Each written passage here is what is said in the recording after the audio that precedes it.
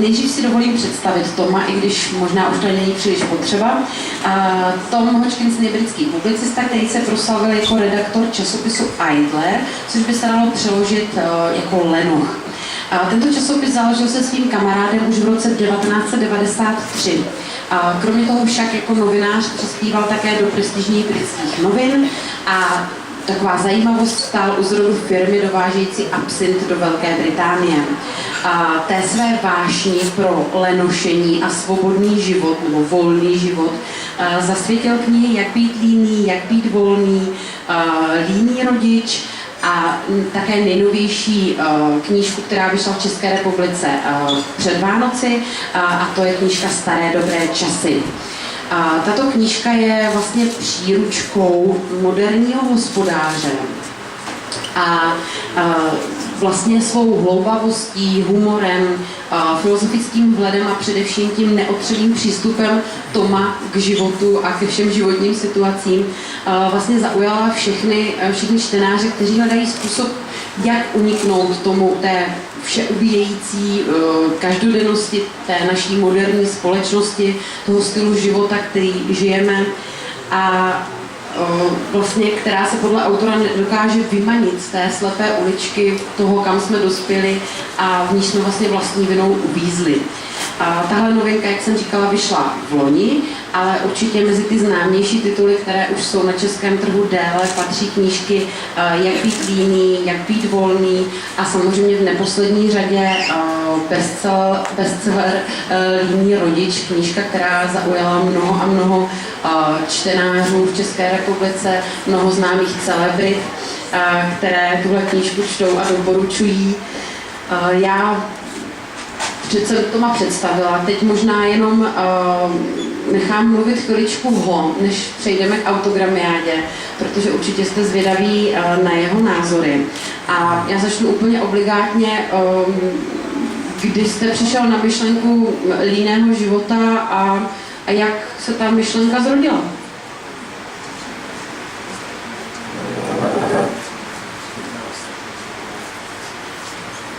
Well, it really goes back to, I suppose, 1991, about 21 years ago. Všechno to začalo asi v roce 1991, tak před 20 lety.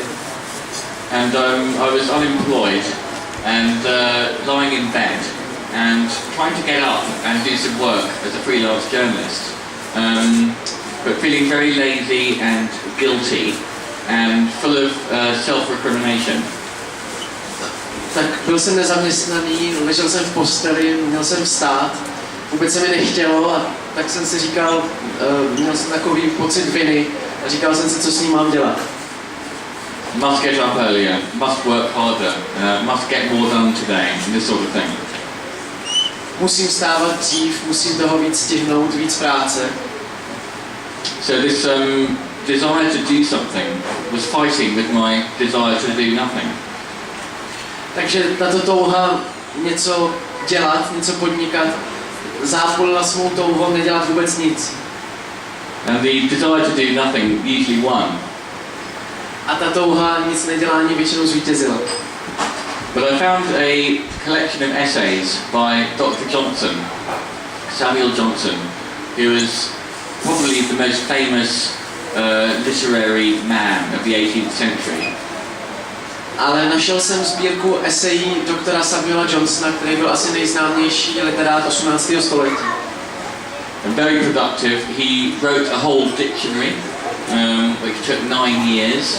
He published numerous poems and journalism and essays and biographies and literary writings. But he was also extremely lazy and wrote about this in a column, a newspaper column called The Idler.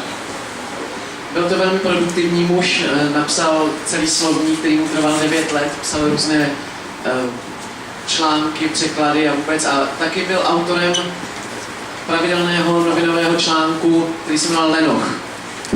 And he showed that it's possible to be lazy and productive. And in fact, that creative work comes from idleness, because it's when you're doing nothing, or when you appear to be doing nothing, that you're thinking, and that's when you get ideas. A v tomhletom svém sloupku dokázal, že vlastně lenost není odtržená od produktivity, že naopak lenost tu produktivitu vyvolává, protože když jsme líní, nebo alespoň když se zdá, že jsme líní, tak vlastně si dáváme prostor přemýšlet. So I enthusiastically took up this idea, and I thought I could try and re-energize the idea of being an idler in the 20th century. Somebody who doesn't like the 9 to 5 job, someone who hates their job, who feels their spirit is trapped by the corporation. What are the alternatives to that kind of life? Tak tohle názoru jsem se chytl, protože sám jsem měl problém se životem, kde se pracuje od 9 do 5, kde jsem pořád na nějakým výkonu. A tak jsem přemýšlel o tom, jak se vymanit z tohohle konzumního života, který nám společnost předkládá. So I started a magazine called The Idler in 1993 with my friend Gavin, and we published it in different forms and formats for 10 years, and it's now an annual publication.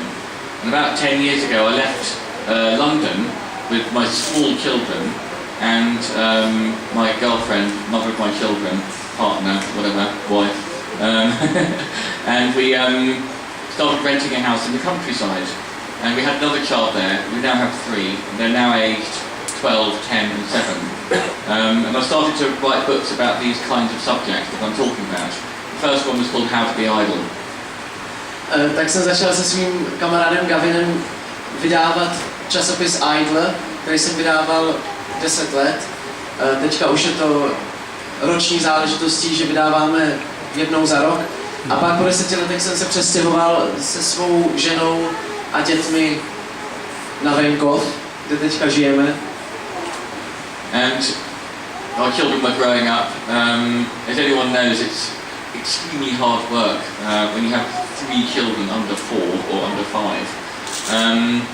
And I wanted to explore why it is such hard work, why parents are so busy, stressed out, tired, cranky, arguing with each other.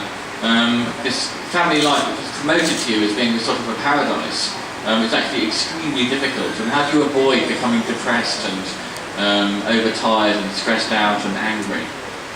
Tím, že mám sám 3 děti, jsem zažil na vlastní kůži všechnu tu únavu a stres a tlak a bolest, kterou obnáší rodičovství. A tak jsem chtěl zjistit, proč tady ten způsob života, který je nám předkládaný jako ráj, jako cíl našeho života, rodinný život, proč má na nás takový efekt. Can family life be made easier?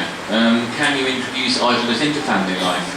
It was around that time that I read an essay by D.H. Lawrence, who was very famous in the 1910s and 20s, 30s in England. A tak jsem chtěl zjistit, jestli se nedá lenošení nebo lenošivý způsob života představit a uvést i v rodinném životě. A v tu chvíli jsem narazil na esej od D.H. Lawrence, který byl slavným literátem kolem roku 1910-1920. And his novels really are about how the spirit can free itself in different ways. Sons and Lovers, The Rainbow, Lady Chatterley's Lover. But he also wrote non-fiction essays about the issues of the day. And like many philosophers and writers, he wrote about education. A on psal o tom, jak se může duch osvobodit, jak můžeme žít vlastně svobodný život. A psal i eseje a v nich jsem nalezl vlastně pravidlo, podle kterého se řídí. And he, in his essay called Education of the People, published 1919, he said there are 3 rules of how to educate a child.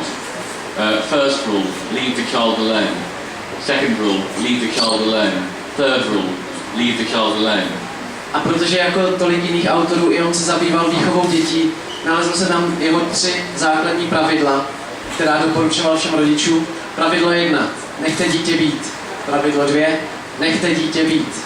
Pravidlo 3, nechte dítě být. And the reason he said that was because he believed that if you overparent, if you're too fussy, if they spend too much time at school, if you try to control their movements too much, then that will affect the development of their spirit and could be damaging psychologically. A to psal proto, protože byl toho názoru, že když se to s rodičovstvím přehání, když tráví moc času ve škole, když se snažíte mít příliš velký vliv nad jejím životem, tak to má velký vliv na jejich psychologii a na jejich vývoj. And he said it's better for the child to be left alone in this way. But of course I immediately thought, well, it's better for the parent as well because it's much less work. A D.H. Lawrence psal o tom, jak je to mnohem lepší pro dítě, když ho necháme na pokoji. A já jsem si hned uvědomil, no ono je to lepší i pro rodiče, protože je to méně práce. So it seemed to me for an idle parent it was the win-win situation because I was now going to put less effort into parenting and this was going to have a positive outcome for my children. A tohle to se snoubilo s mou psychologií línního rodiče, protože jako líný rodič jsem teď mohl zodpovědně lenošit a vědět, že to bude mít pozitivní dopad na vývoj svého dítěte. One example of this is we decided, well, we just did lie in bed one morning on a Sunday morning. We didn't get up early, we didn't lay the table, we didn't arrange an activity for them, we didn't put them in the car and take them to the zoo or anything like that. We just stayed in bed. And Arthur brought me a cup of tea. A tenhle pozitivní dopad jsem zažil, když jsme se jednou s Viktorií rozhodli, no spíš jsme vylehávali v posteli v sobotu ráno, nevstali jsme, nepřipravili jsme snídani, nevzali jsme děti nikam do zoologické zahrady, neměli jsme pro ně přichystaný žádný program a můj syn Artur jen tak sám od sebe mě přinesl do postele šálek čaje. Well, that's good. Instead of me being their servant, they can be our servants. A říkal jsem si, to je fajn, místo toho, abych já dělal otroka svým dětem, tak oni můžou teďka sloužit mě. And if you read one of these sort of anthropological explorations of another culture, a když čtete nějaký antropologický rozbor jiných kultur, a common feature is that the birth of a new child is not seen as an encumbrance, but it's seen as a welcome addition to the labour force of the household. Tak si všimnete toho, že narození dítěte vůbec není považováno za nějakou špatnou věc, ale je to vítáno, protože je to další síla v chodu té společnosti. So one answer to the problem of parenting is to train your children to do the work. Takže jednou z odpovědí na problém rodičovství je naučit své děti pomáhat v domácnosti. D.H. Lawrence also said, you know, every child from the youngest age possible able to mend its own clothes and even make its own clothes. You know, we have enough problem with them just putting on their own clothes. D.H. Lawrence psal o tom, jak ideální je, když dítě si umí samo zalátat oblečení, samo spravit oblečení, dokonce když si umí samo vyrobit oblečení. My v naší společnosti máme problém své děti přimět, aby se oblékli. I've seen middle-aged men with a 5-year-old boy literally dressing them when they're perfectly capable of dressing themselves. Viděl jsem dospělé postarší lidi, jak oblékali svoje 5letá děcka, když je úplně nabílední, že to dokážou už sami.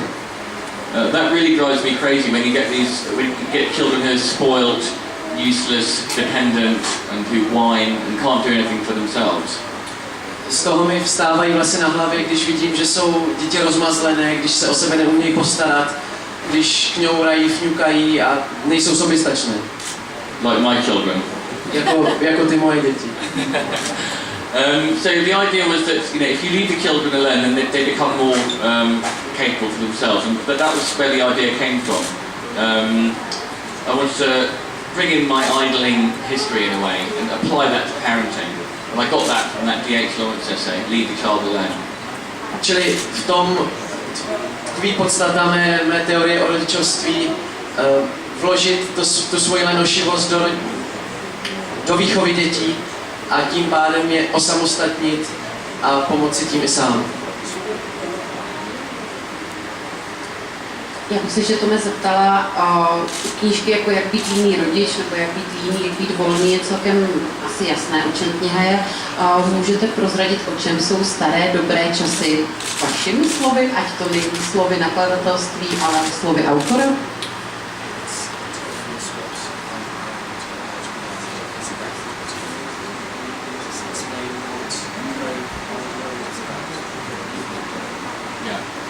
And my fourth book, this one, is called Brave Old World in English.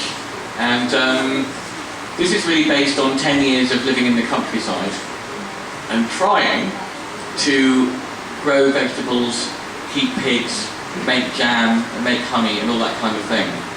Moje čtvrtá kniha Staré dobré časy je založená nebo vyšla z 10 let žití na venkově, kdy jsme se snažili starat se sami o sebe, pěstovali jsme svoji zeleninu a vyráběli jsme džem a chovali jsme prasata, snažili jsme se být sami se sebou.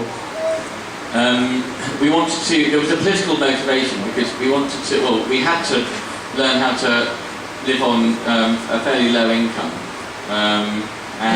but we wanted to live very well on modest means.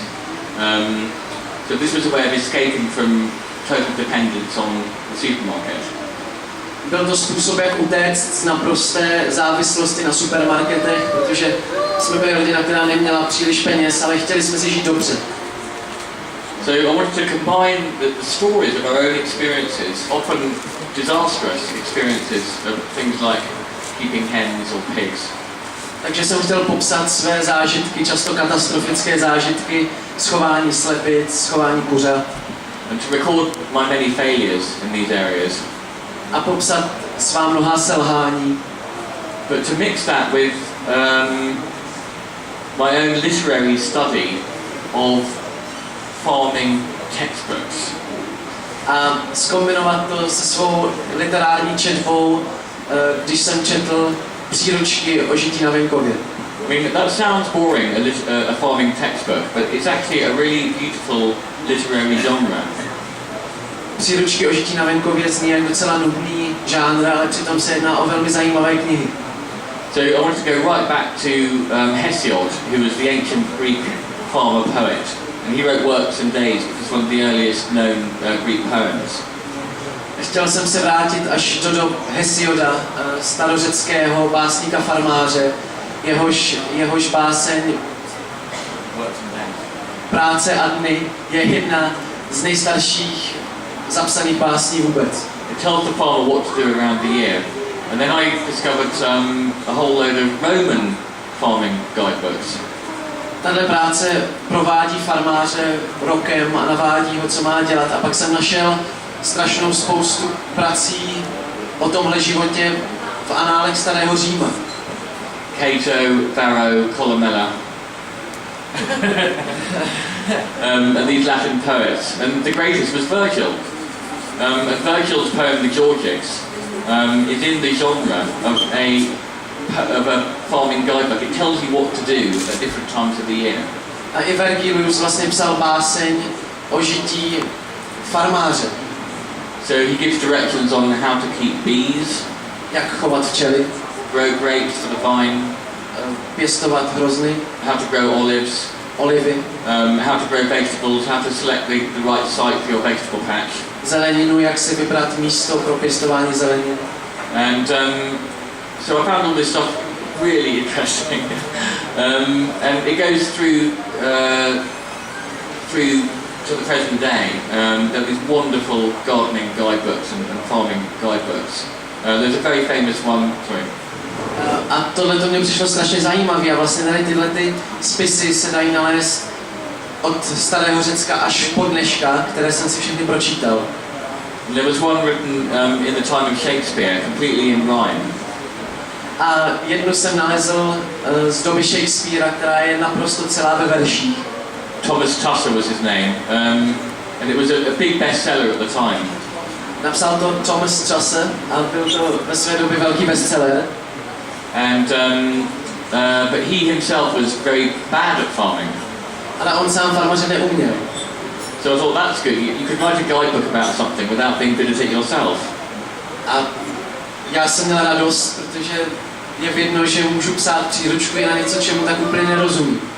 Because you're a journalist and you go and get the information from other people. Protože sám jste novinář a můžete ty informace skládat z informací jiných lidí. And also I discovered the lovely tradition of the medieval farmer's calendar. Taky jsem našel skvělou tradici středověkého kalendáře farmářského. And these had beautiful illustrations, and there would be one job that symbolised each month. So in January, you'd have a picture of an old man warming his feet by the fire or having a feast.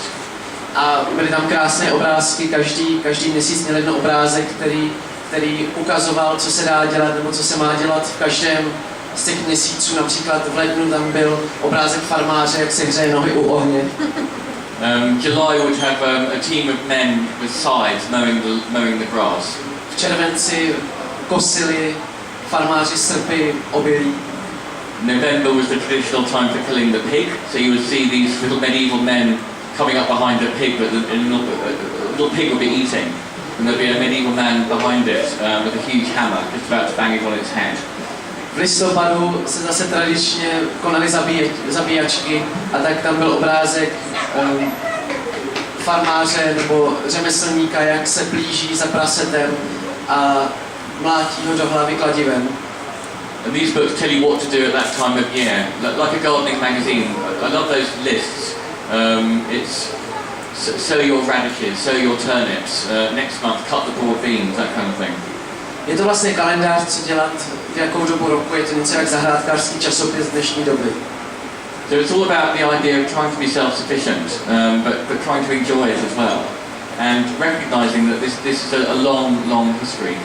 Čili základní myšlenkou je být soběstačný, ale přitom si to užívat. A mně jde o to jenom zdůraznit, že tady tohle to není nová myšlenka, že to je myšlenka, která se táhne už věky a věky. And to celebrate those old ways, when in the face of the modern world, which is so addicted to its technology, I wanted to support the idea of scything, for example, and of sowing your own seeds with your hands. A je to vlastně oslava starých časů, kdy my jsme dnes naprosto závislí na technologii a na práci ostatních. A tak ve své knížce vyzdvihuji například zasívání nebo kosení. And really taking responsibility for where your food comes from, and getting your food humanely. You know, if we have our own eggs and chickens, then we know that we're not eating a chicken that's grown up in a factory farm in a tiny box, or a pig that's grown up in a tiny box. A jsme vlastně zodpovědní za to, co sami jíme. Například my máme vlastní kuřata a tak víme, odkud pocházejí vejce, která jíme, a víme, že to není z nějaké bečky. So it's a radical position politically, actually, to be doing this sort of thing. Dělat něco takového je vlastně docela politicky radikální. And the book is a celebration of this attitude, but with lots of practical advice about how to actually do it.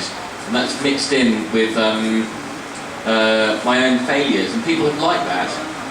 Je to vlastně oslavou starých časů, kdy vám předkládám praktické rady, jak si naložit s venkovským životem, a prokládám to historkami o svých četných zklamáních a neúspěších, a to se zdá lidem docela přitažlivý. People like that because they appreciate the fact that I haven't painted a romantic picture of country life. I put all the reality in there as well. A lidem se asi líbí, že to nepíšu jako nějakou naivní knížku o tom, jak je skvělé žít v přírodě, ale je to vlastně přesný, upřímný popis. Oh, okay. Hi. Everyone one name. What Oliver? Yeah, Oliver. One name. Okay, fine. Yeah. Who are they? Your children? Yes, these are yes. Oh, right. You've got four. Oh, well, they're very advanced readers.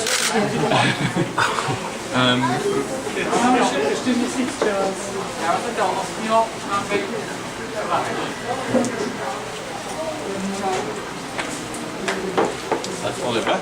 Yeah.